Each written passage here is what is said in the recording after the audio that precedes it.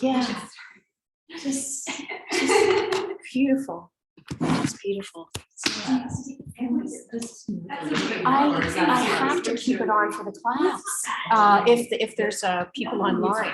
Yeah, I'm just about to turn these lights on. Because what happens is I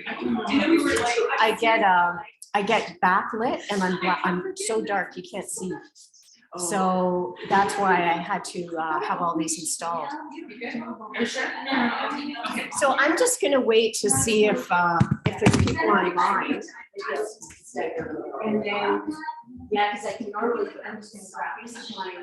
I kind of started so I saw you and I'm sorry, Jen. You're like here. This is my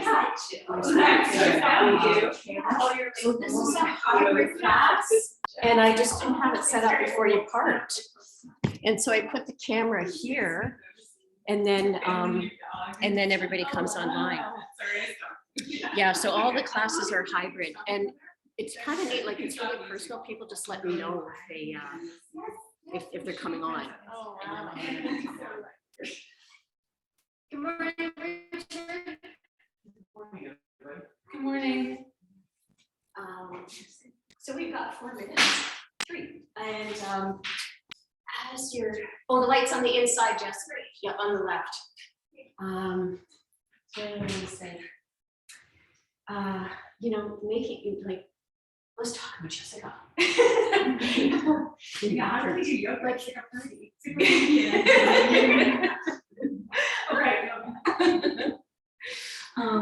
I loved how Jill, you were saying, like, once you got in the habit of class, no more yoga, and I was going on quite a bit this week, Monday's class, yesterday's class, about the statistics around it. If you miss one yoga class, your chances of missing the next one are so exceptionally high. I think it was over 80%. So it's really, Alexandra, is that you? Thank you so much. Yeah, you can leave it unlocked. Yeah. And so the chances of missing the class when you miss one are so high. So I once heard of a yoga teacher who was, she was 5 months pregnant, and she got on a yoga mat. She was going through all kinds of like emotional releasing. And so she got on her yoga mat and cried for her practice. Like that was her practice. And sometimes we just think we can't exercise, or we can prove it. We got the schedule, to show it. And yet, if we practice even for 15 minutes, because we do that, we just shorten something, maybe leave the dishes, just something. Then that I think it's a prayer. Like it's a ritual, it's a prayer to do every day, and you must, because eventually you feel you must. And it's actually on now. Yeah, we got the whole unit fixed, so it's all ready to go.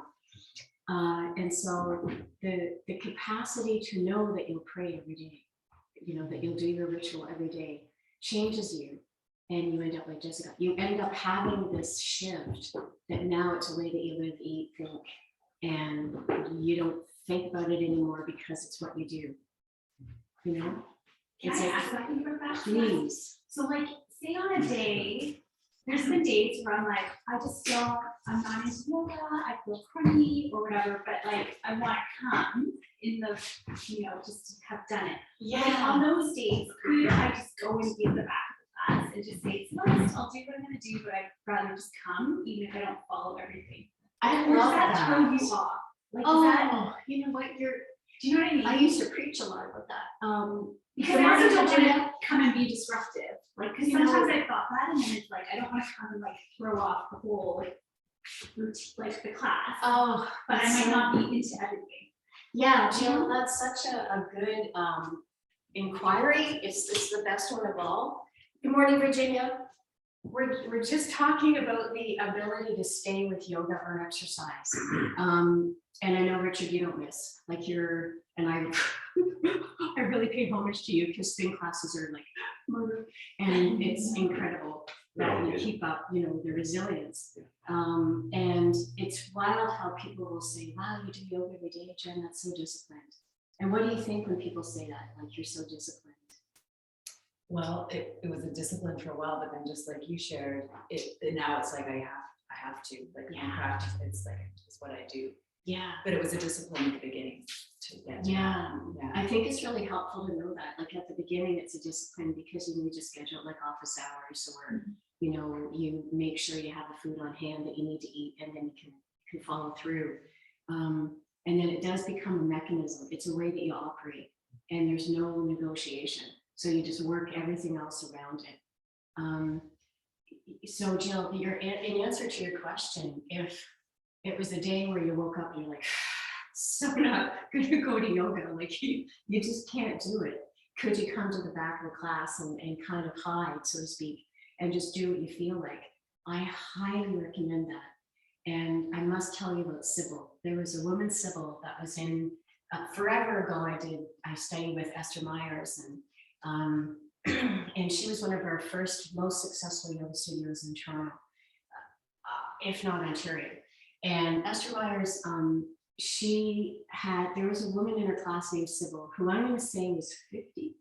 And she would come into class and she would lie in Shavasana, and every once in a while she'd join in the class. And I used to kind of think, wow, it's really, she's still lying down. Like, I used to think it was like really kind of brazen and almost not disrespectful of Esther's teaching, but obviously they had an agreement. Like I thought, wow, she's just lying there. And then I saw Sybil about 15 years later on the Danforth, and now her black hair was all gray, and she was in her 60s, and she's running marathons, because in her 50s, she was taking care of her mom every day in a nursing home. She was on all these boards. She had a government position, very high. She was literally pulled in so many directions. She would come to yoga, and that was her place, as you say, sanctuary, like just coming in and totally relaxing. And then she would participate when she felt that she could. So she was really tuned into her body. And now in her 60s, she can run marathons. I feel like she was running marathons in her 50s when she was coming to yoga, a different kind. And now that she was retired, she had the energy because she fed her body what it needed at that time. So I love if you come and you do 1 in 20 poses, or you do exactly what you feel like, because when I see that, I see somebody lying at the back, I just feel so happy because they don't feel any requirements, right, that they must keep up, which is just not needed at all. Because yoga is yours, it's your practice. The teacher's at the front suggesting something, but you're deciding what your body's doing. And that's really how you want to practice. Yeah, that's a true practice. It's like more advanced to actually just do your own thing as opposed to follow the teacher if your body is telling you something different. Yeah, right. Exactly. More advanced. It is. It's intuitive. Yeah. So yeah, thanks for that, Jill. Yeah. Okay, we'll begin. I just have to do one more thing for Zoom, and then we can start. And as usual, is there anything you guys need today? Any areas of your body that you need to open up, or that is tight? Shoulders, Linda? Yeah, shoulders, neck. Okay.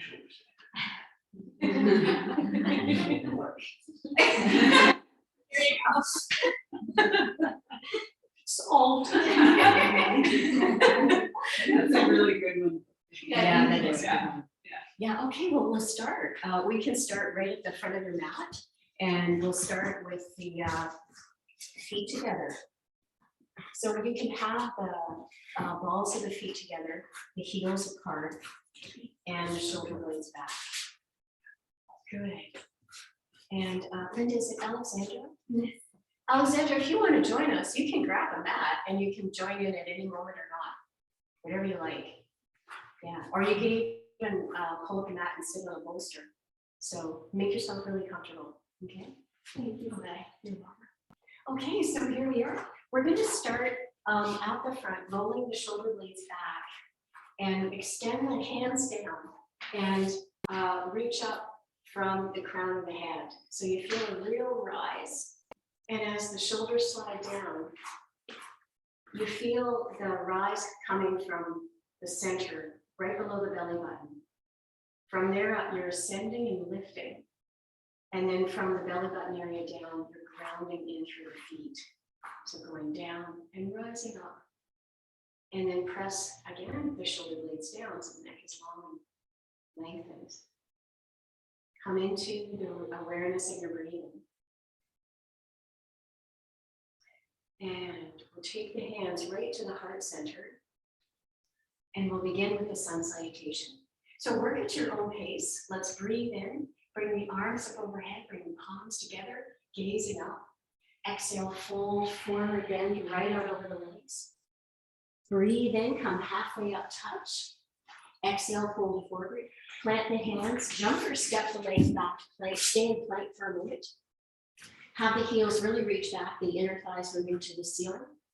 Good, that's it. Now bend the right knee, turn to your left, come on into side plank, opening the chest and the shoulder blade is back. Excellent. And then you can come back down, rotate to the left knee, turn, open through the chest and shoulder, draw the shoulder blade back and down as you lift, expand. And then come on back into plank, reach the heels out, the inner thighs move towards the ceiling. You're staying in your strong plank. And then just to really, really, really feel your core, just do a little giggle. Okay, good. And then you can bend your knees. We're going to do this a little differently today. Put the tailbone forward. Your hands will be just below the chest. Press the elbows back and press the tops of the feet into the floor to do just a little tiny baby sphinx. And then do a bigger sphinx by exhaling and releasing down. Take the elbows under the shoulders. Press into the palms and the elbows and press the tops of the feet down. And as the shoulder blades slide down, you gaze ahead. And then just bend the knees, scoop your bum up, push the pubic bone forward just to get more of a roiling down of the tailbone and to lengthen. And as you press into the elbows, just feel really smart.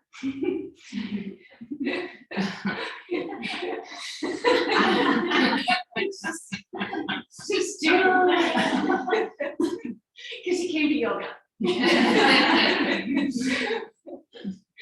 And as you press into the palms and the elbows, the shoulder blades slide down. So it actually feels like you're knitting, you're pressing the elbows, forearms down, the hands come along for the ride rather than pushing up. So press down the elbows and forearms. And then release to the floor. And on your next in-breath, move the hands towards the feet as you press the tops of the feet down. And then you can gently release. Now take the hands beside the chest, breathe and come up, child's pose back to counter stretch and to lengthen through the backs of the arms. Good. Nice full breaths as you lengthen the palms out there. Good. And then draw back up to all fours and the knees are right underneath the toes. Now tuck the toes under. And then reach back and see if you can pull them under a little more. A good stretch. And then walk the palms forward as much as you can with the bum, child closing back. And then look up. And slide the shoulder blades down as you palm the mat. Great. Now, do you feel a little crunchy in your shoulders here? Mm-hmm. Yeah. So if you can breathe deep down into the low belly, we're just creating a bit of a squeeze there. And then you can come back up. Take the hands right underneath the shoulders. And then take an inhale, arc the back. And then exhale, tip the bum up and come right up into downward dog. So you're going to lift the bum bones up towards the ceiling. Lengthen through the backs of the legs. Good. Let the head dangle. And just see if you can feel the lift. If you can feel the lift, good, of the bum bones up and back. The inner thighs draw back. Good. Shoulders free. That's it. One more breath. Good. Susanna, just let the shoulders slide down a bit. Yeah, that's it. The bum's great though. Richard, can you take that? Sorry guys, a bit more breath. Can you bring the left side of your waist up a little bit more? And then bend the knees. And now with the arms way forward, you've got your toes tucked under. Exhale, child's pose back. Release the forehead this time and lengthen through the underside of the arms. And breath is steady.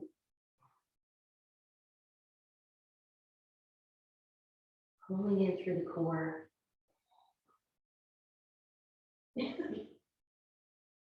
And then you can come on all the way back up. Take the hands right underneath the shoulders. Take an in-breath, gaze up again. And then exhale, round up into downward dog. Then on your next in-breath, step the feet forward to the hands. Keep the bum high. Come into forward bend and then come halfway up, reach up, nice flat back. Good, stay there. You're gazing ahead, but the chin is not too high. Bum bones coming back, so you'll really tip the bum bones up. Pull up from the inner thighs to flatten back. And then you're in a great position to hinge and fold forward. Forward bend. And then breathe in and scoop the arms up overhead and draw the palms together. And then you can exhale and center. And we'll come right into the next one. Inhale, gazing up, open the chest. Exhale, fold right out over the legs, forward bend. Breathe in, come halfway up, flat back. Exhale, fold forward, planting the hands. Jump or step the legs back, stay in plank. Good, now charge the heels back. The inner thighs move up towards the ceiling. Good, back is flat. Turn to your left, you can either bend the underside knee or you can come into so-called full plank. Feel how to lift. You can also have the legs open. Nice. And then come on over to the other side. Good, rotating. Yes, good, Suzanne, you can press that top, the bottom left foot down, the top of it. That will just help to balance, yeah. And breath. And then you're drawing back to your plank again. Okay, now we've got lots of energy at the beginning of the practice. So if you can take your right knee to your left elbow, come across like this, and then you extend out. And then left knee to right elbow, come across, and then out. And just 108 more. And across, and reach, just 2 more. And across, and reach, and across, and reach. Is the 20-minute workout still on? It's over. Do you think we're going to revive it? I thought I saw that on the side of the bus. Because they would go 2 more, 3 more. It's really awful. There's all these cleavage shots and we used to call it a 20-minute actually. But anyways, on the side. Exhale and lower. Breathe in, you're sphinxing up. You want to press the tops of the feet down, the chest is open. You've got the elbows knitted in, hands are even with the chest. You press the top feet, you press the baby toe side especially. And then you sphinx down the elbows. Press into the forearms, scoop the rib cage forward as you gaze ahead and the shoulder blades slide down. And you want to really press the baby toe side down. Bend the knees into the mat, scoop the tailbone forward, pubic bone forward, just to get more length in your low back. And you can gaze up as the palms press down. And then you can exhale down. Take the hands beside the chest. Breathe in, child's pose back. Draw the tailbone back. Good, as the palms really reach out. And you're lengthening through the spine. Good. And then on your next in-breath, come on back up to all fours. Tuck the toes under. Inhale, gaze up, arc the back. Exhale, rise, coming up into your downward dog. And then take your left leg straight up in the air, 3-legged dog, reach up through that heel. You could come high on the toes of the right foot. Reach that left heel out and then come down. Right leg comes up, reach, come up on the toes of that right foot, left foot, right? And you reach the right heel out and then coming down. Good. And now both legs lifting.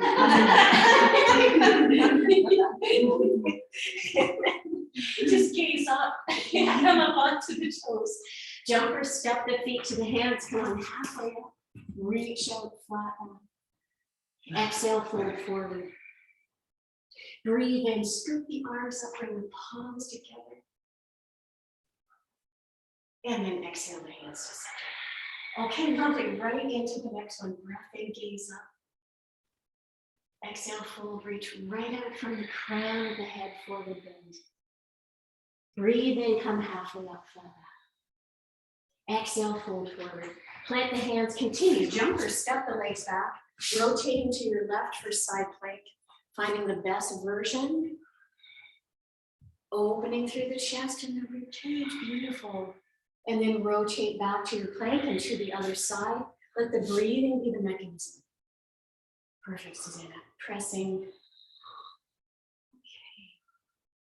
Okay. Good. And then come on back to plank. Okay. Anybody feeling this in their wrist? Okay. If you do, just charge the core a bit more. And then from there, take the feet wide to the outside edge of the mat. Send the heels out, the inner thighs towards the ceiling, shoulder blades down. Do a little half a giggle. As you send the heels out. Good, and then step the feet together. Come out wide again, reach the heels out, inner thighs strong, shoulder blades down, core in, and then back together. Keep the feet together, and then rotate to the outside of the right foot. So you're gonna stack them, and you lift the underside right waist up. Nice pulling through the core there. Gorgeous. Then to the other side. That's it. Rotating, lifting the underside waist. That's it. That's it. And then back to your center. Good. Now from there, bend the knees, keep the toes tucked, scoop the pubic bone chest forward, coming down. Point the toes, press into the tops of the feet, bring the elbows back. You're gazing ahead. And you really press into the palms. Now exhale, lower. Replace the elbows right underneath the shoulders. Press into Sphinx as you gaze ahead and the shoulder blades slide down. Point the baby toe side down. Bend the knees into the mat. Scoop the pubic bone thumb up. And then put the pubic bone further forward just to get that opening right through the low back. And then from there, coming down, take the hands beside the chest, inhale up, exhale back to child's pose, release the forehead to the floor. Good, get a really nice pull back from the core. Arms way forward. Great reach out with the palms. Good. Good, and then just do anything you want to do. You might want to bring the arms over to the left side and then to the right. So you can stretch off of one side of the waist, triangle-like.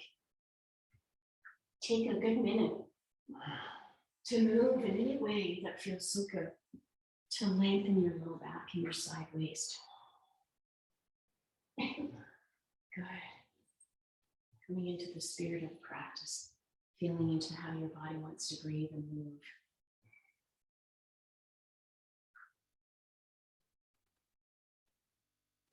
Good. Head is heavy to give you traction, to pull the upper body down. Breathing.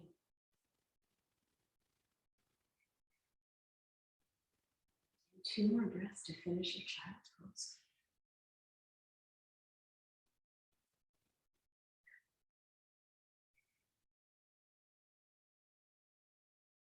Fantastic. And then come on back to all fours. Palms right underneath the shoulders. Tuck the toes under. Take an in-breath, gaze up, arcing the back. Then you can exhale and rise into downward dog. Let the heels fall. Let the head dangle. Pull back from the inner thighs. Good. Now take the left leg straight up in the air. Reach out through that heel, really lengthen. Good. The leg is as straight as you can. Reaching out. Good. And then bring the heel out and down. That's it. Reaching the right leg up. That's it. Stay with that reach. Good. And I'm just going to draw your shoulder blades. That's good. It took me 8 years. And then bring the heel out and down. Okay, repeat with the left leg. Bring the left leg up. Bend the heel in. Send the knee high up and out like you're trying to get rid of all your change in the left pocket. And you really reach. That's it. That's it. And then reach the heel out. Good. Taking the right leg up. Reach it up. Bend the heel in so the knee super high. Super high. Super high. Good. Line from the knee to the top of the head. And then reach the heel out and down, lengthen, good. And then bend the knees and come on down and take the knees wide in your all fours position and have the toes touch. And then child's pose forward the arms and then pull the bum back. Who was our singer, our Canadian singer that sang Wondering Where the Lines Are? Bruce Coburn. Bruce Coburn. Yeah, I met his partner down in Nashville in Paradise Island, and she said that I think this was the 70s, 80s, he wouldn't use money, he'd only use change, and he'd only buy something that he could buy change with, so his pockets were always very full. And every time all the change in your pocket, I think of Bruce Coburn. We'd have a lot coming out of his pockets. And then you can come back up. You're going to draw the knees underneath to come into your all fours position. Take now the left heel out and press the toes under and really press the heel out. And take your right hand forward about a foot and push into the back heel. Back toes rather, sending the heel back. Great. Good. Yeah. We have that deep calf muscle that we can get into. Now you're going to keep the leg so long, reach the heel out, and then take the hand back to meet the left hand. And then come up and open through the chest and let that top left arm come way back and the shoulder blade is down and you're breathing and opening through the rib cage. Fantastic. Good. And then you can take that arm down. Good. Come on back to all fours. Reach the right heel out, get the toes way tucked under. Press out through the heel, long through the heel. Take the left hand further forward a foot. Push back. Push back. Great. And then take that left hand back in. Take the right foot across over as much as you can. Breathe in, open to the right, and the top right shoulder blade comes down and your cage is open. Breathing is full. Excellent. Beautiful. And then you can come on back down. Take that knee back in your all fours position. Tuck the toes under. Take an inhale, gaze up, lift. Then you can exhale and rise into your downward dog. Take 4 breaths. Pull up right from the core. Good. So you keep the lift. The shoulder blades slide down. Good. Pulling the inner thighs back towards the front door. Good. Suction cup the low core up, up, up to lengthen the tailbone. Okay, Richard, that's better. The left hip is up higher. It's good. You have the best job. I get to look at people's bones. With the head full. You guys, everybody's even. This is brilliant. Now gazing up, tiptoes, jumper, step the feet to the hands. Come on, halfway up. Stay there, orient. Do have the balls of the feet together. The heels apart so the feet are parallel. Pull up from the core to send the bum bones back. And then exhale and fold forward bend. Breathe in, scoop the arms up, draw the palms together. And then exhale the hands. Okay, just 108 more. Breathe in and exhale, fold. Reach right out into your forward fold. Breathe in, come halfway up, flat back. Exhale, fold forward. Planting the hands, jumper, step the legs back. Rotating to the left of your side plank. Either bend the underside knee or keep the underside leg. Good, and then lift the top leg if that's an option. So you can bring the heel up and down. Excellent. Excellent. Okay, now let's bring the leg down if it's up. Bend that on that side, bend that underside right knee. Do notice that the right hand is scaffolded directly under your right shoulder area, because that really helps you to open the ribs. And then with the knee down, you could practice the lift up of the leg to get that length feeling and press the heel to the front door. You could, yeah. Yeah, or Jenny, good point. That's okay too. I think your body wanted that. Good, you're open, open, open, open. And then you just kind of feel like you're ta-da! And then it can come back down. Really nice. Rotating into the left side, notice if you're going to prefer full plank and bring the underside leg out to begin and to orient the ribs. The top right shoulder back. Gorgeous. Reaching out from the crown of the head. Good. The top leg coming up if it's an option. And reaching out. Breath, shoulder blade back. Good. And then bringing that leg down. Bend the underside left knee. Press the top of that left foot down. And then you can use the balance there to open through that side. And please know that each side can be very different. Yeah. And that's what's so neat about this. We find our asymmetrical things and we can find strength and work on those places where we don't have leverage. And reaching out, good. I think that's all we did on each side. Okay. And then you're going to take that arm down, reach out through the heels. Now, reach out the crown of the head. Go back to crossing the right knee over to the left opposite elbow. Come up and then extend out. And then to the right and extend out. One more each leg. Pull in and reach out. And pull in and reach out. Now we'll bend the knees, scoop the tailbone forward, toes tuck. And then press into the palms, elbows come close into the body. Look ahead. Press the tops of the feet down as the breathing is streaming in and out from the nose. Then you can take the palms forward, elbows into Sphinx, press into the elbows, forearms, gaze ahead, press the tops of the feet down, and then bend the knees into the mat, scoop the tailbone forward and the pubic bone forward to get that length in your low back. And then you can release by, you're going to press into the elbows, walk your knees in to an elbow tabletop position, and then press down into the elbows and forearms and gaze ahead. So less of a crunch through the shoulders. We're pulling the bum bones back and up, and you're drawing the core in, really lifting there. You're gazing ahead, and as the elbows and palms press down, the shoulder blades do too. And then you're going to exhale and round the spine into a cat round. Let your head fall and just look back. Great. And then breathing in again, you gaze up, open, lifting the eyes.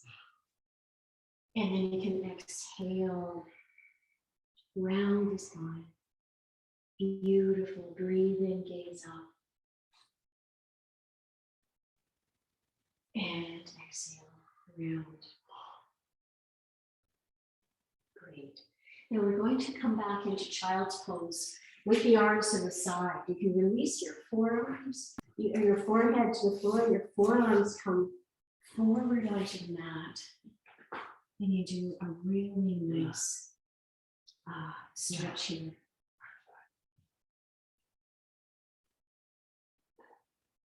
It's a good thing you have Richard, Linda. You know.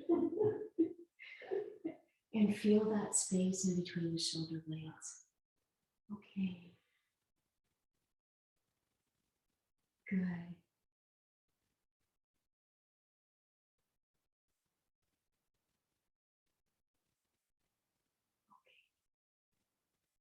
Just want to demonstrate a really nice way to do this pose. So would anybody like me to demonstrate a adjustment on this? Yeah, do. Great. Okay, so I'll show this. And Virginia at home, I'm going to come like this on Jen's back. So yeah. Oh, you can. Oh shit. Right? Perfect.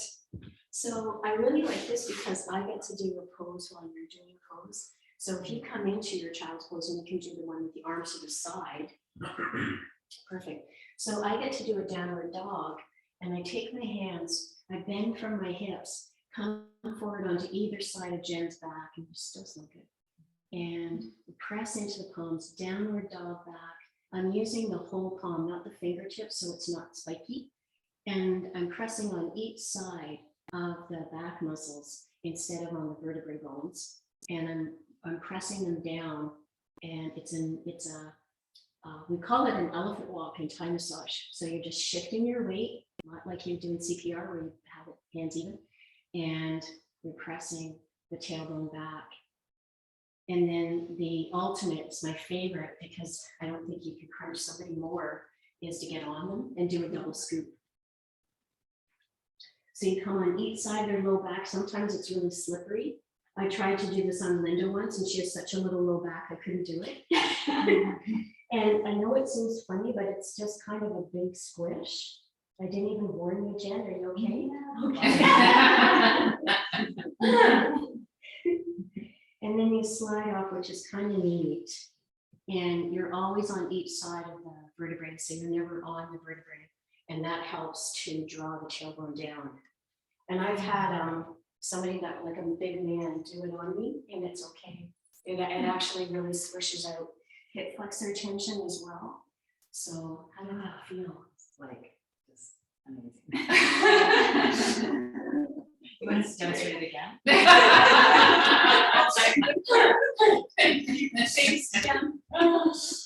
So part of the yoga is that it doubles your practice. And when we're allowed, we're going to be doing it really soon, because I've just been missing teaching it. So yeah, that's one that you can do at home with somebody. You can teach them. I did record this. You can even look at the class, and I'll show you where in the minutes it is. It's just such a great way to stretch and to have a connection. The first time I did partner yoga, I was hooked, and I started like making sure I had somebody come so that I could do it with someone, because you're so much more accountable. And you're in your practice, because you're thinking about your breath, timing the other person. So you're really on the mat. Yeah. Okay, so that's the assisted child's pose. And then you come on up to all fours, and you have the hands right underneath the shoulders. Now take the left hand directly under the nose, and then push into the floor and open and push and draw the right shoulder blade down as you bring the arm up. And you open through the chest and breath. Push into the floor to rotate you, and the ribs really draw in. So Uddiyana Bandha, the ribs knitting back, and then come on down. Great, press into that right palm. Inhale, open through the left. Good, the left shoulder blade comes down as you rotate. Really nice. Press the tops of the feet down, please. Good to draw the tailbone down and to get that lengthen through your back. Good, and then come on down. Let's do that one more time. Pressing the left hand in. Right shoulder blade is down the back as you push and rotate. Pulling up from the core. Nice strong breathing. And then you can take that right hand down. Press into the right, turn, open. Excellent. Pressing into that palm as you turn. That's it.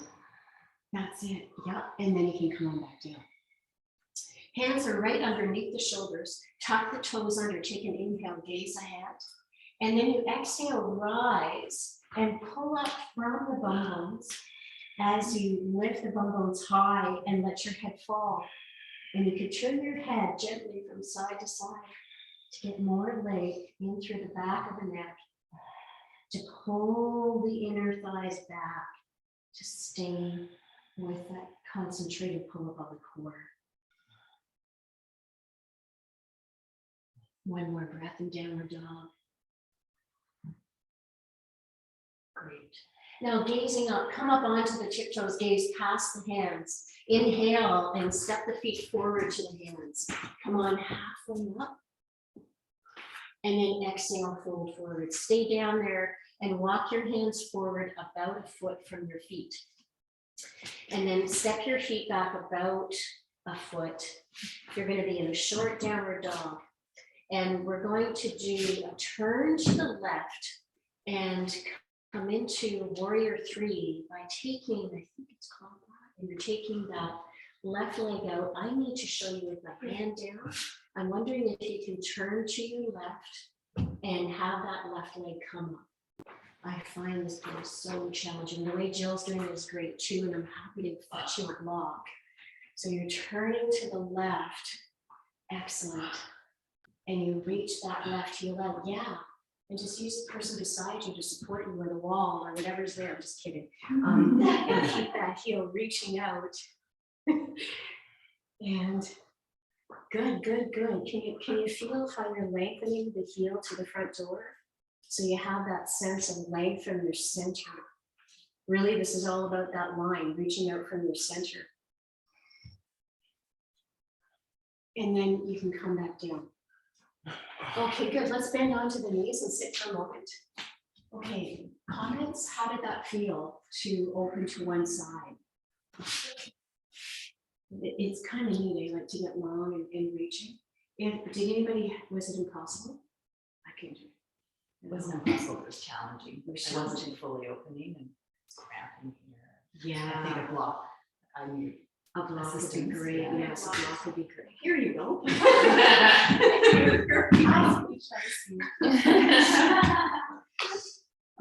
Because if it is challenging, one thing I'll be doing in this video next week is you can do it against the wall. You can pull back.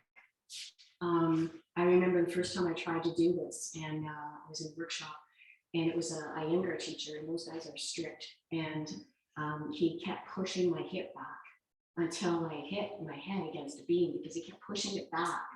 And I can't because of my curve in my back. So it's really nice to work on those places because you're going to find where the muscle doesn't go and move so that you can open that up.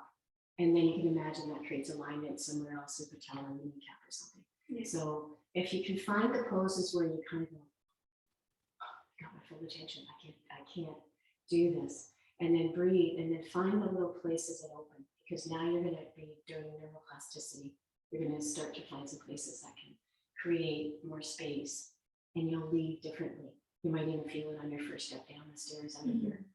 So I really urge you, people call that anti-aging. It's called using off of your body. Using off of your body, right? Opening up a plasticity that isn't there. And it might not be there.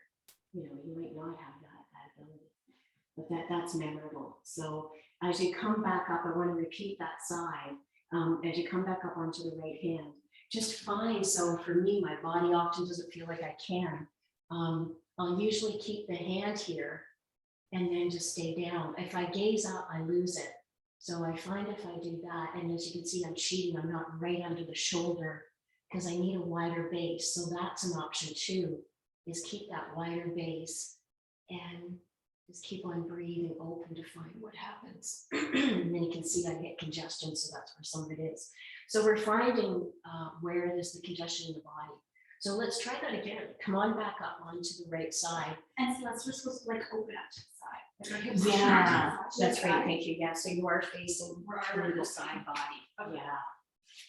So we'll come up onto that right hand again. Suzanne, your shirt matches your mat perfectly. So funny. I didn't realize that it's like I have so much black, but then so much purple in my life. I didn't know if you changed and you suddenly was chameleons and I went, oh my God, I never changed. You know, they see you took your other shirt off. Yeah. Okay. So I was going to ask a question about this pose because what happens in my brain is I have no idea where my leg is, where my arm is. So then am I, by cheating to just stay up, am I doing something that's not good for my alignment? I don't care what it looks like. Exactly. Yeah, you are. If you cheat, then you are not helping the alignment. So it'd be better to go for the lines, work on the lines. Right. Okay. So that then if there is a day that your body wants to rise off, it would. So we're starting in, like, if you could take us to the beginning again. So we're starting in downward dog. Yeah, so we're starting in a short downward dog. It feels very pinned high with the bones. The right hand will be directly in front of your right shoulder. So in downward dog, it's wider. Right. Yeah. And then you're going to have your hand and your heel in alignment, and then you're going to bring the left heel out and up. And you're going to reach that heel up like you're pressing a brake, and you're strongly pulling it up like you've been lassoed in the ankle. and pulled out to the front door. That's it. That's it. Yeah. And good. And you're turning the body to the left. Richard, that's the best you've ever done. Really nice reach. That's it. That's it. Good. Just more from the core, everybody. Reach out, pull the left ribs in as you come into the balance. And good. Enjoy the heat, the heat or the quiver. And then breathe and release it right down. Okay, that was really, really good. You want to stand for a moment and just kind of let everything settle? That was really good. The only thing that could change is if you can just reach the heel out, it's coming back a bit, and that will help to draw you out from your hip. Yeah, that's the only thing, because sometimes we get a bit too tight up. So if it's more out, then that will help you get the lines. Yeah, okay, we got one down. Okay. How did that feel, Susanna? That one was harder, but that's okay because I was more aligned. The other one felt like I was holding myself up, but Right. I wasn't even sure what was going on. Right. Like I'd lost control. Yeah, that's Yeah. clear. That's a good indicator. So yeah, so we'll come to the other side. So we'll start in our short downward dog. Hands forward, they are under the shoulders, and then turn, come up on the fingertips of the right fingers. Turn that right heel out. Lengthen the heel out as you turn the torso to the right. So yes, the body is fully facing the right, and you're pressing that heel out. Good, really reaching out through that heel. Gorgeous. Wow. Gorgeous. Keep it good. Good. And really like be crazy, let go and breathe and feel how to open. Yes. Good. Good. Reaching out through the heel. Bring the leg down and take a breather and do that one more time. Okay, anything you want to mention? I'm getting cramp right here on both sides. It's like Right. So you're accessing that congestion. I wonder when you're up, if you can pull up through the Uddiyana Bandha, Mula Bandha rather more, and pull into the hip and turn and see if that takes the weight off the quad and puts it more into the pelvis. So pulling up there, I wonder if that would help. Truly drawing the right ribs in. We do find the place where there's tension. So technically, so to speak, what's happening in this pose is right from your center of gravity. So 3 fingers below your belly button, probably you're reaching out in all directions. But what happens is we find the weak links and we cramp those areas or we congest them instead of working from the whole lines, 5 lines. So that's why one part gets tight or can't hold us up because it's not supposed to. We're meant to come out like this. So that's the plan and the theory. And then we find out where our tension is as we go. And then we breathe. And then eventually that tension isn't there anymore. And it's strengthening too. That's right. I'm covering Everybody. Perfect. Perfect. Wow, I thought I was strong. Good enough. Yeah, that's it. See you So do it one more time. Sure. Get the technique. I think this is the side I can do it. So you're taking the heel out, you're turning to the torso or turning to the left when the right hand is down. And then that hip comes back, reaches out, and you pull up into the hip of the standing leg. And you could gaze a little bit to the side if you're unable to come up and work on bringing the leg out. So you're opening the underside shoulder blade back too. That's really useful in plank, side plank, because it's a disc. So that shoulder blade pulls, anchors your back. So think of somebody having your back. Yeah. It does the shoulder blade. We usually have it forward because we're tight. That's right. So we're attempting to use that flat plate to hold our rib cage up. And then the breathing of the bandhas pulls our rib cage in. Everything starts to find placement, framed. Yeah, framed. So everything becomes more and more framed. And then of course, when this turns into your day, in your life, you notice when you're out of sync. Because those muscles are now only wanting to be in alignment.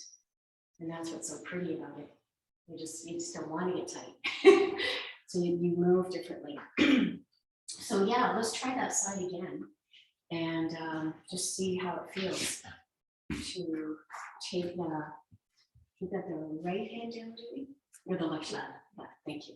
So then the left hand down and reaching that right leg up.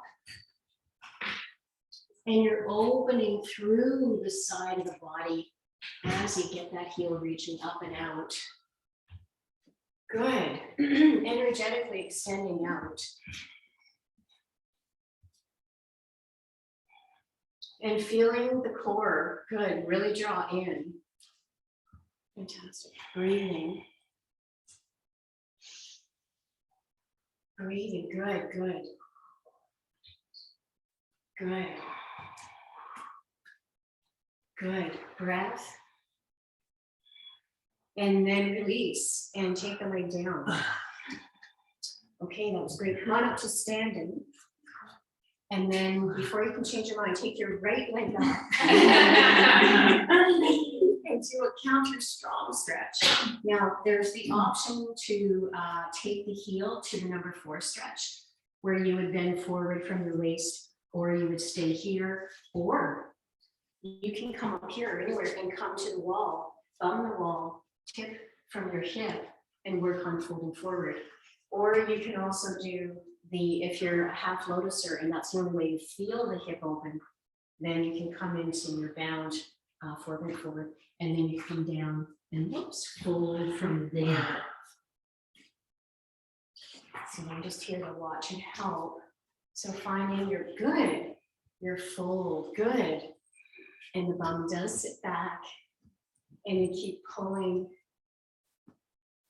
Good, you keep on pulling, good.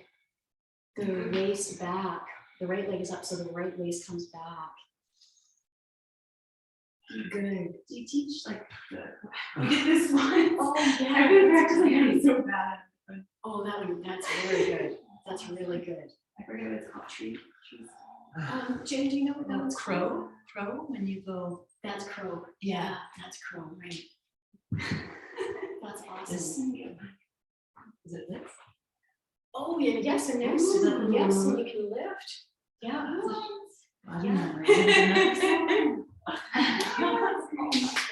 That's beautiful. Wow. Jessica, that's beautiful because you're really in your center. Okay, that's beautiful. So yeah, you can add all that. You can certainly go into that. Now, if all of that just looked crazy, like if you're in this pose, when you bend forward, if you can work on bringing so we've got the right foot up, take the right hip back. That's what folds you forward. So it's not that you're trying to get down, it's like you pull your right hip up.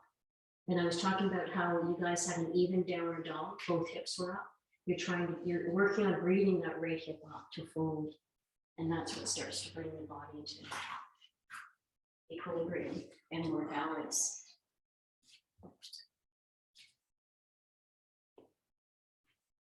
Jill, do you want to bind? Do you want to take the right hand behind and grab the foot? I tried. I'm not quite there where I used to be able to do. Yeah, okay. Can I support you so you can attempt it? I think I could find that. Yeah. But not, this side, yeah, it's so tight. Right. And then you're on that side, and your toenails actually yoga mat.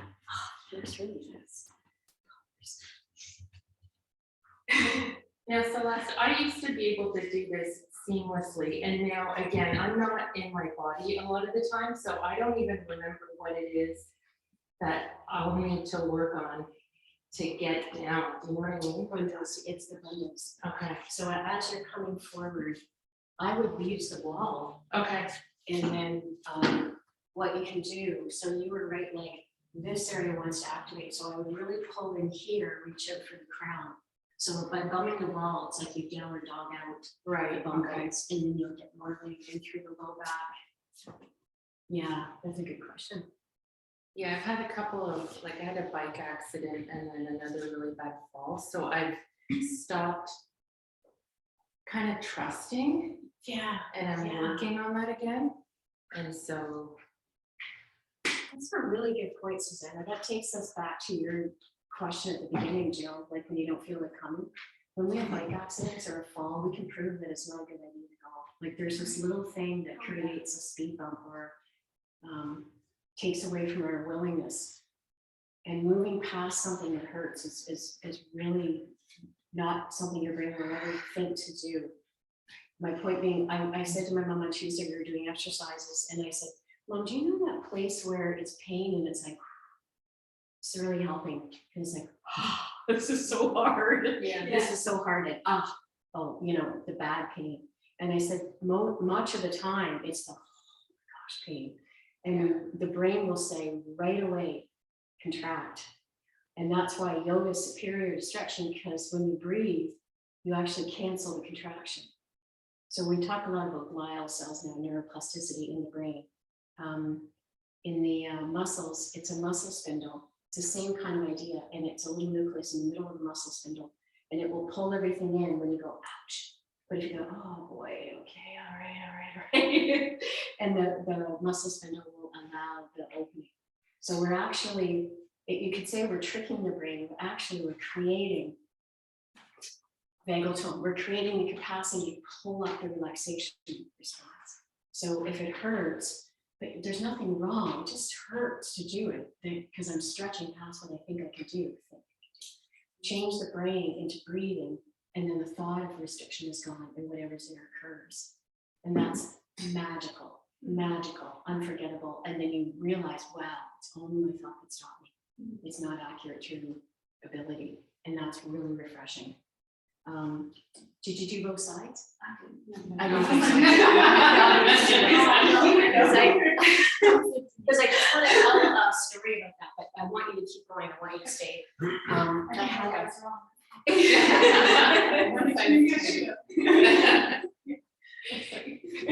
I love it. I had a client, Helen, who had severe scoliosis, and I saw her in her home 2 days a week. And to get her to exercise was so hard. She really wanted to drink tea. So I would finally get her into the exercise area, usually at least halfway.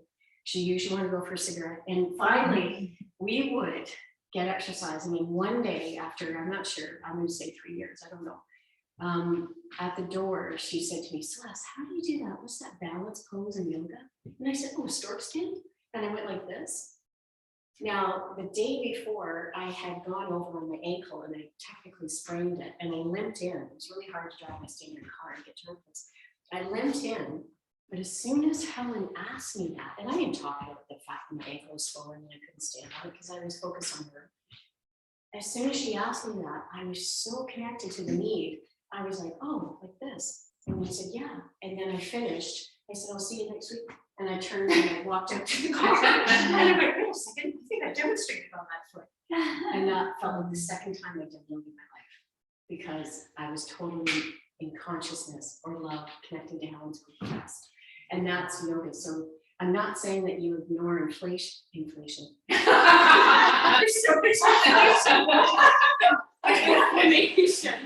You don't ignore information. You can move past it and create some, like, I don't think we realize, for example, when there's inflammation of the tissue from bad diet or overuse or a spin class or surgery, if you work gently into that inflammation, you reduce it and the collagen fibers start to align. But when they don't, they just keep mushing up because you haven't stretched it for 3 months after surgery, and now you've got scar tissue. So that's what's fascinating about this ability to move past the so-called perceived limit, is you create order in all of the collagen fibers, which is your cross bridges, which is your body. So mostly a lot of collagen. So that's what's so neat about moving past the perceived limit. You've got alignment.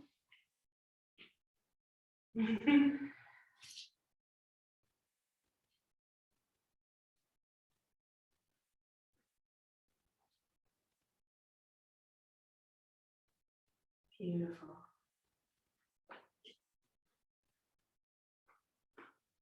Okay, good. Releasing. Let's grab a wall space because we have enough room. One person can be up here. Pardon me. And we're going to take our bums down the wall. So we'll come into a full squat. Anybody needs a spot? Well, your pace order. We'll come into full squat. So you're going to let your tailbone lower. And if this is too much for your knees, take your feet out about 1.5 feet and bum down and work on the hip opening that way. If you can come all the way down and then pull your heels in pretty close and let the tailbone drop. Great. And did anybody else get this recommended when you were pregnant for labor? Yeah, didn't make a lot of difference. But yeah,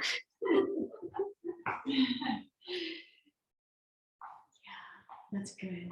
Now the heels get to be in quite close, and then you can really lift from the back. That's great. Were you supposed to feel it mostly in the leg? Oh, where do you feel the stretch, Jessica? The calves. Right in the calves? Yeah. And I feel it all on the right side of my lower back. Oh. So yeah, where else does everybody feel if they do the stretch or the hips? Yeah. Yeah. When are you going to do it? Yeah, so we find where our tightness is. Yeah. That's good. Now just show you the next way. Pardon me, we're gonna take the heels in a touch closer so that our tailbone is indeed pressing into the wall. And then you're gonna pray the elbows to part the knees. And you have your tailbone pressing against the wall and the elbows pressing the knees apart. Yep, that's it. And then you press the elbows out. Great. And then you're going to take the palms down and they flatten. You're going to tip forward. Now the tailbone comes off. You're going to press the left arm low, low, low. So it feels very like you're crouching in.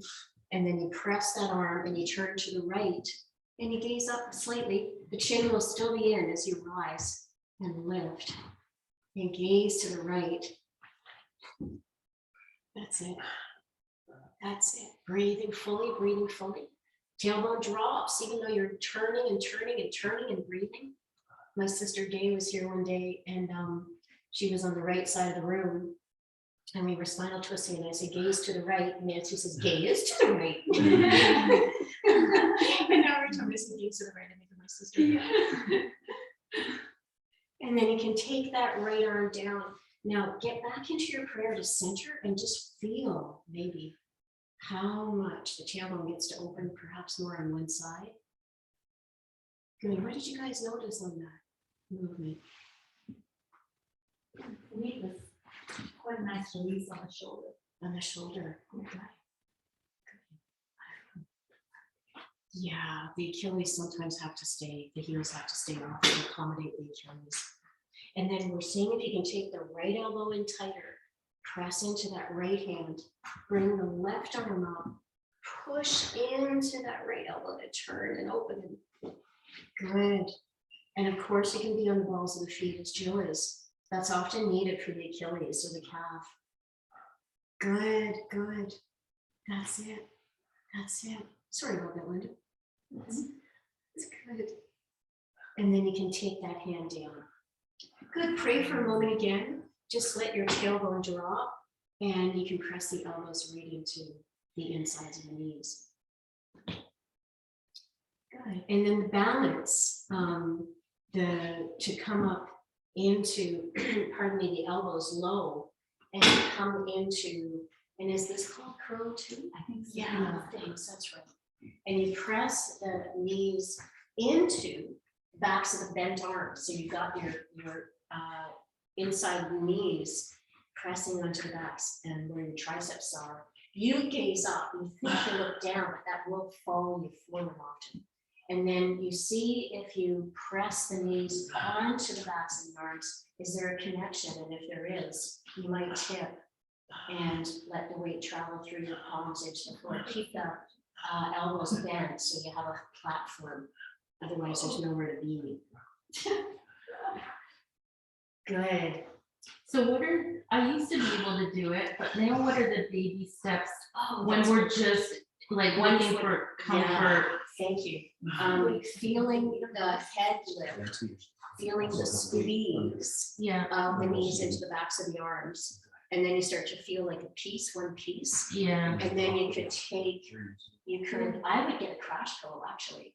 And then like a Zafra pillow, so that if you take them somersault, you can just come onto the floor.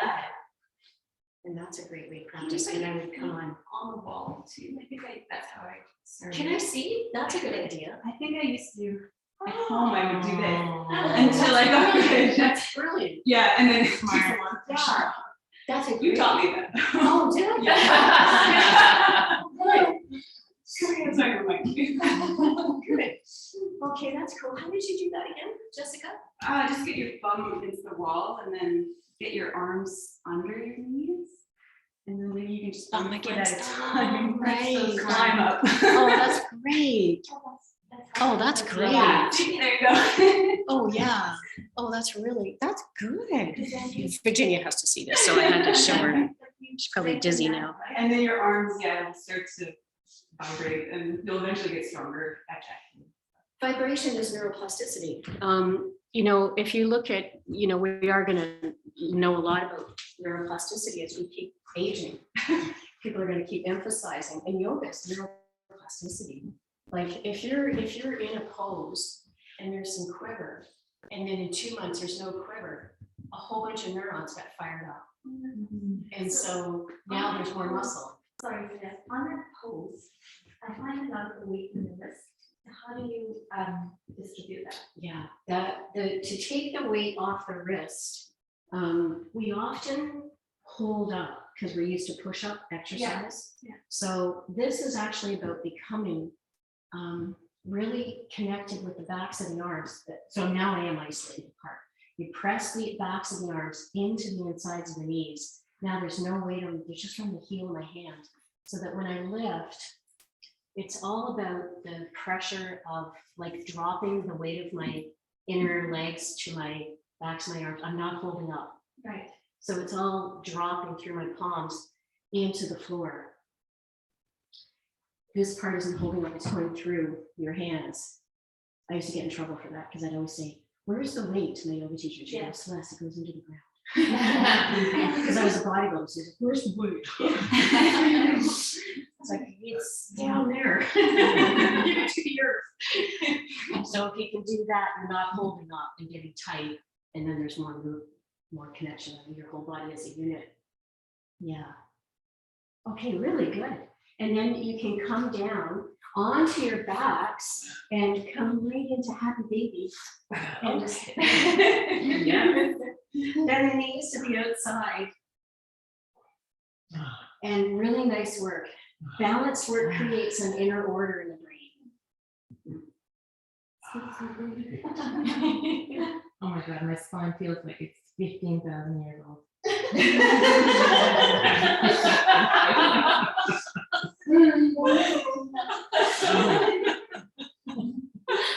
Wow.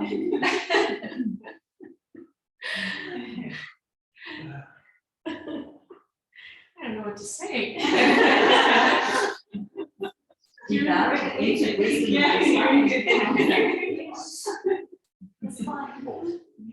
Good, so just some really nice rocking. So good. Now take the left ankle on top of the right ankle and then reach up to the feet, lift the upper body, hold on to the ankles and pull them across.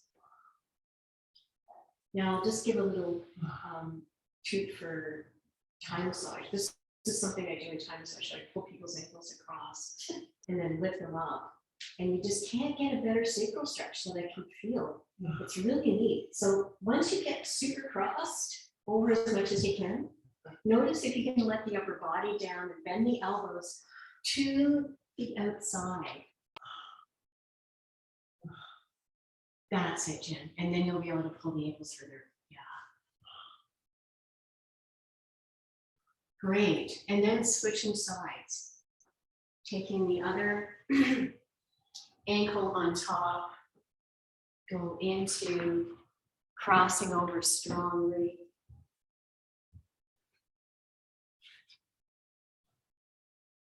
Good, pulling over as much as you can. Good, nice deep breath. There's that 15,000 Yeah. Oh. It's just, it's fine.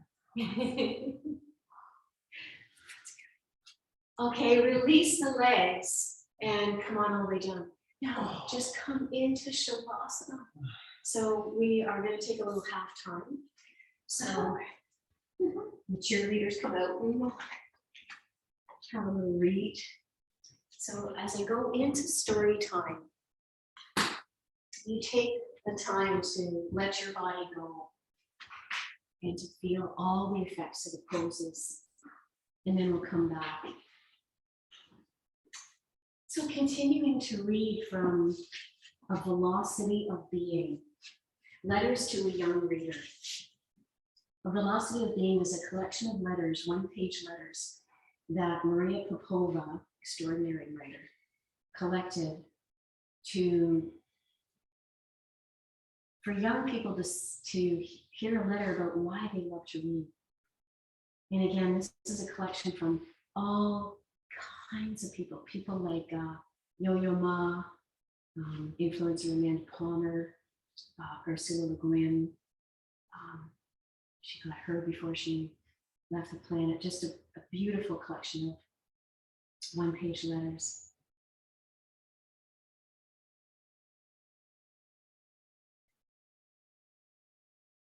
I'm going to read today's letter from Samantha Cristoforetti. Samantha Cristoforetti grew up in a small village in the Italian Alps. She gazed at the stars, read Jules Verne, and watched Star Trek. She dreamt of becoming an astronaut one day. On November 23rd, 2014, the Soyuz rocket took her into space. Her dream came true. Here is her letter.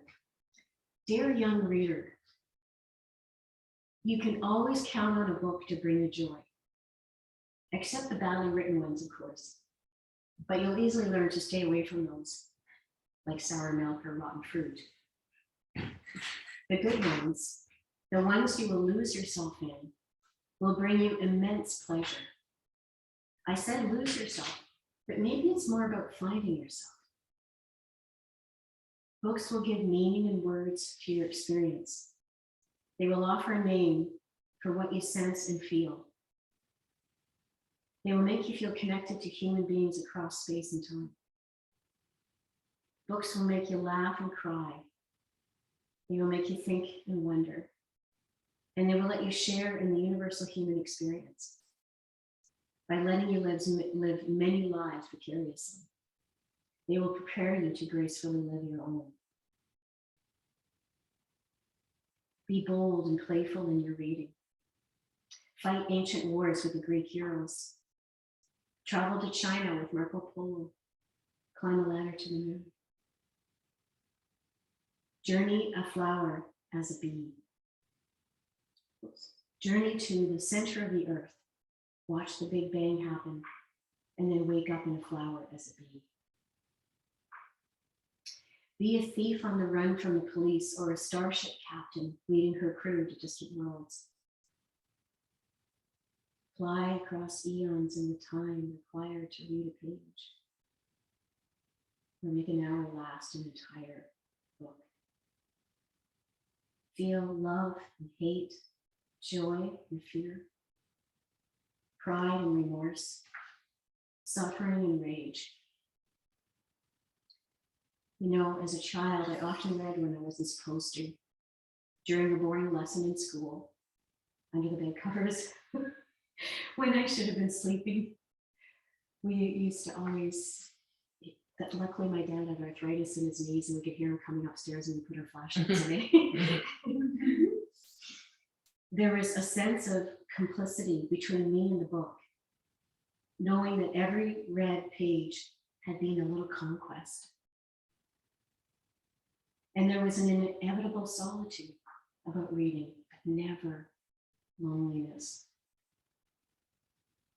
In fact, if you listen carefully as you read, you'll hear a voice whispering to you gently, "You are not alone." Wishing you happy reading, Samantha. That's lovely. Maria Popova, I'm happy to send you a link. She sends out a newsletter now twice a week. And I look forward to that on Sunday mornings like the New York Times. And she brings together ideas about consciousness, about grief, about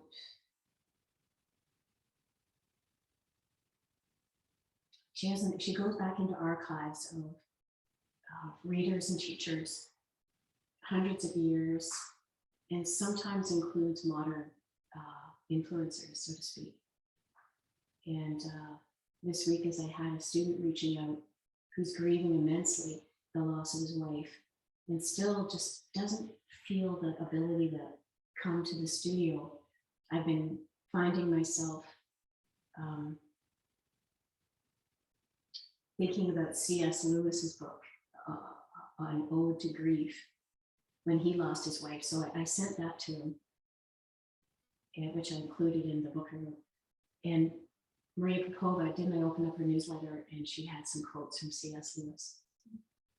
It's just, I find life is incredible when you keep imploring what's happening, because even when you hear really hard news, it feels hard and it opens you instead of shuts you away, because there's something so connecting about hardship that we can connect to others, because not just because they've been through the same thing, because we're not comparing, but there's just a tenderness in hardship that allows us to know that we're with others. And this, I must mention because it fascinated me last year when I was finishing my degree in physiology in the body. When the stress response happens, oxytocin rises, the cuddle hormone, because when you have a stress response, there is an actual mechanism that wants to connect, ask the tribe for help, reach out. And by the way, it's instant. It's just that we usually dummy it down and go, oh no, I gotta figure this out myself. So I think it's really beautiful that the body has an actual herd response in it, that it reaches out to the tribe and says, anybody else know how to do this? Anybody else? And then suddenly your experience feels connected to life rather than you in a place that's hard and alone and separate. So even the body knows that we're not separate. It gives us a stress response to remind us, and a hormone to help us connect. So just like in a test, take the first answer. And I know, Jill, you're really good at multiple choice. Take that first answer. And when you feel stress, feel that first true intelligent. It's true, the intelligent part will feel true. Flirt that you feel in you and act from that. Ask for help. And I just have to tell one quick personal story about that. When I was writing my book, I needed to write something and I didn't know how to write it, and I didn't know if people would ever want to read it. And it was painful, and I didn't know how to name it, the pain. So I reached out to another author that I heard about, and she had gone through the same experience and interviewed 30 women around it. And I reached out to her. I said, I don't know what I'm asking you. I just know that I need to ask you something. And this woman called me within 30 minutes, called me on the phone, and we became fast friends. So reaching out to so-called strangers or to life with even a not quite sure inquiry, it just keeps connecting us to movement and the knowledge and wisdom that we're accessing. We couldn't know if we didn't ask or didn't feel the discomfort. Discomfort is extremely useful. It just scares us and we get a bit silly when we're scared. So if you can feel fear and then feel in it the need, an inquiry will reveal itself in the need. And there you are. But the need was beautiful. I can't think of a moment in life where I didn't see somebody who was really scared, asked for something and someone got help.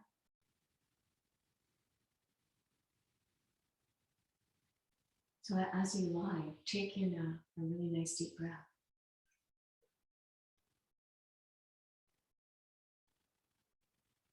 And bend the right knee in, and we'll make circles with that right knee.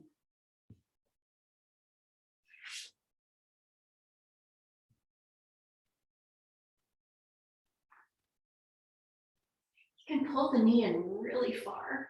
Just squeeze out any tension that could be there.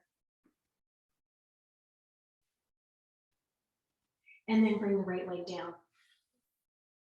Hug the left knee in. Come on in really snugly. Elbows bend. Circling.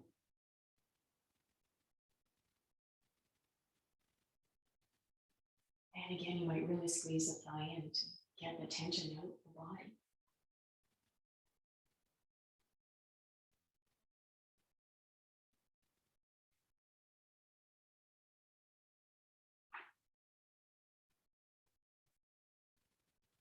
Good, release the left leg.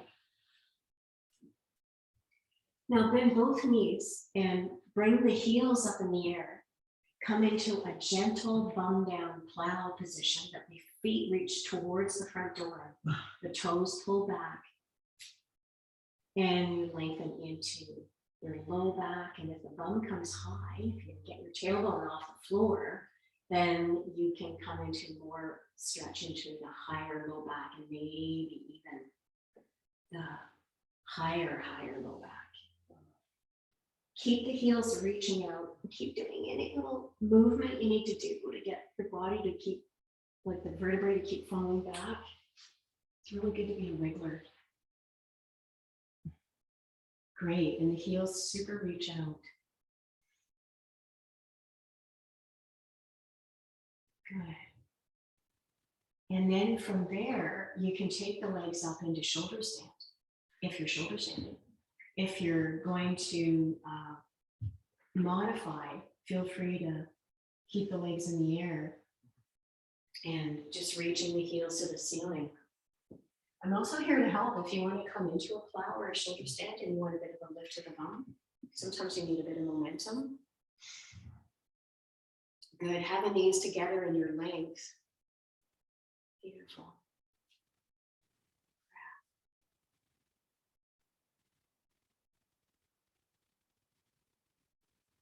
Good. From your shoulder stand, you can plow the feet down towards the head side of the body. Wherever they reach out to is brilliant. And keep the weight on the backs of the arms as you press the arms down and as you reach the heels out. Good. And Susanna, can I give you a little bit of a lift? Not today. Yeah. Yeah, thank you, Dawn. Thank you for asking. And keep feeling. Jen, you can take your elbows in a little closer if you do. Yeah. Good. Press the head back so you have that little gap underneath the neck in your shoulders, in your plow. And breath. And then you can slowly lower. Come on all the way down.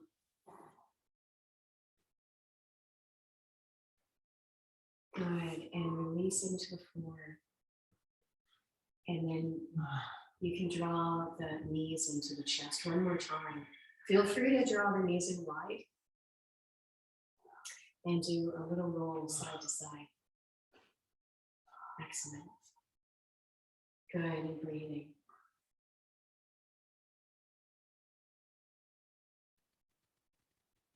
Really good.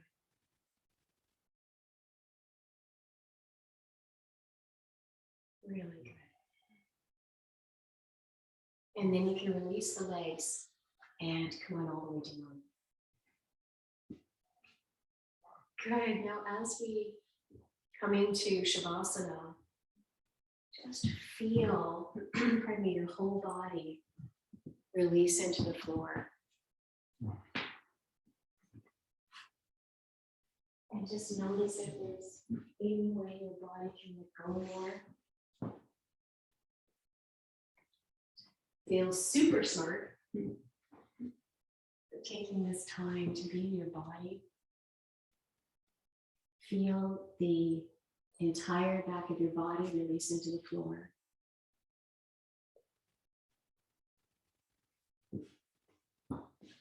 Feel the backs of the arms long. You might wriggle the shoulder blades down and under your body. Feel the heels heavy and the feet just roll out in relaxation.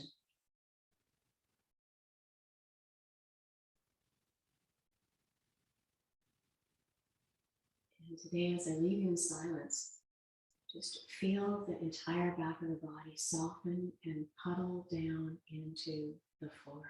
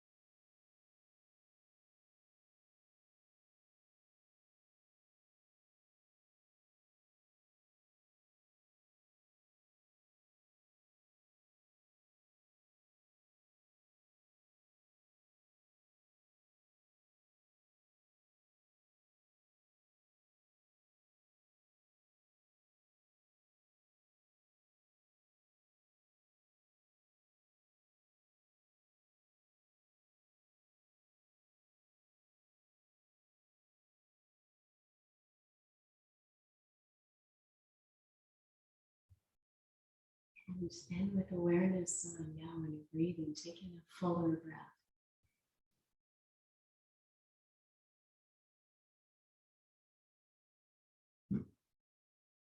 Good, and again.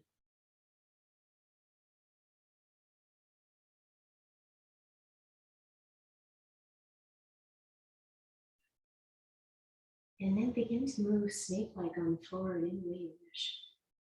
Maybe be like Blue, the bear in the Jungle Book, and just scratch your back against the floor. Just feel how to move.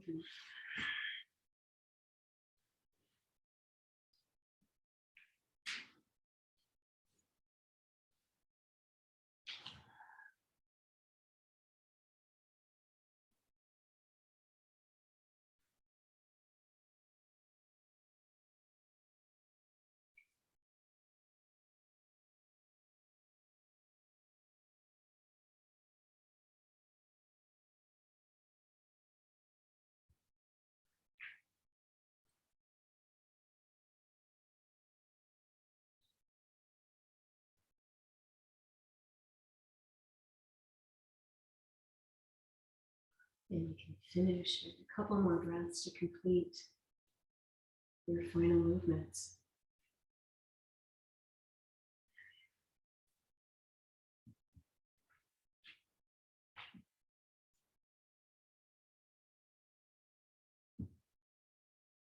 And then slowly you can roll over to one side.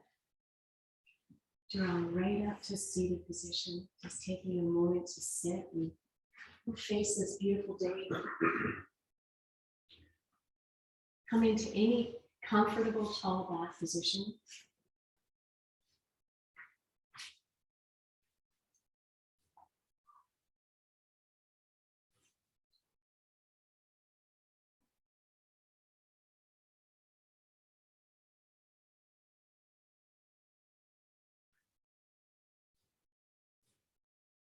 And then we'll bring our awareness back to this room and each other.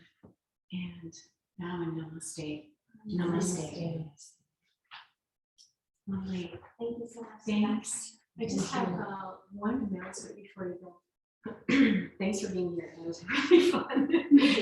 Thank you. I didn't get a chance to tell everybody ahead of time that I needed to raise the rates. And during this last 2 years, I have been so fortunate. I wouldn't actually be here if it wasn't for my mom. She helped me financially. There was a part of me, I'll be really honest, that was angry that I was using my inheritance to stay open. I'm being really, really open because I also wasn't angry because I felt, wow, I am so fortunate. You know, the yoga sanctuary closed. Cynthia was awesome. You know, I trained with Cynthia. I just want to say that I'm amazed that when you know something's true and it doesn't make a good business model, like you're thinking, no, this isn't logical. I've got to get a job. I'm a registered kinesiologist. I got to go work in a clinic.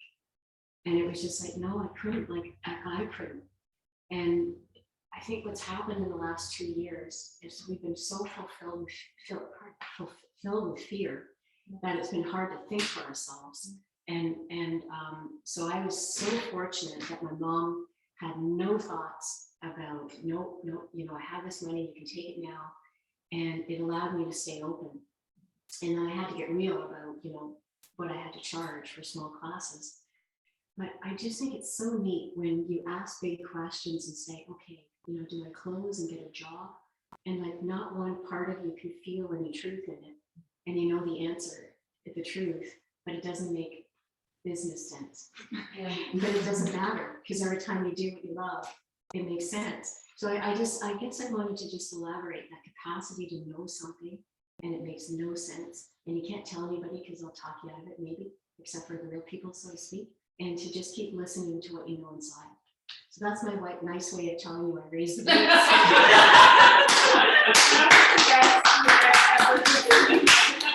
Brilliant. My recording.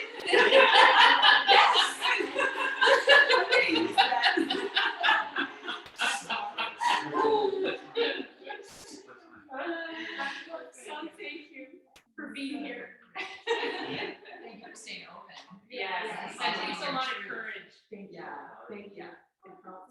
I got to bring my daughter back that was away for 17 years in my life, back from Colorado. Close the studio, house her and her 4-year-old son. Our relationship is what it was when she was 14, when she left my life. She's 32. I wouldn't miss this for a minute. And I've spent a ton of time with my mom, and she's changed her whole life. And I'm doing rehab with her 1 day a week when I go up north. I wouldn't have missed this. Honestly, I have no complaints from the last 2 years. It was just more of the meaning of life coming in and filling it, which I'm sure you guys felt too, in so many manners. Yeah, so thank you. Thank you.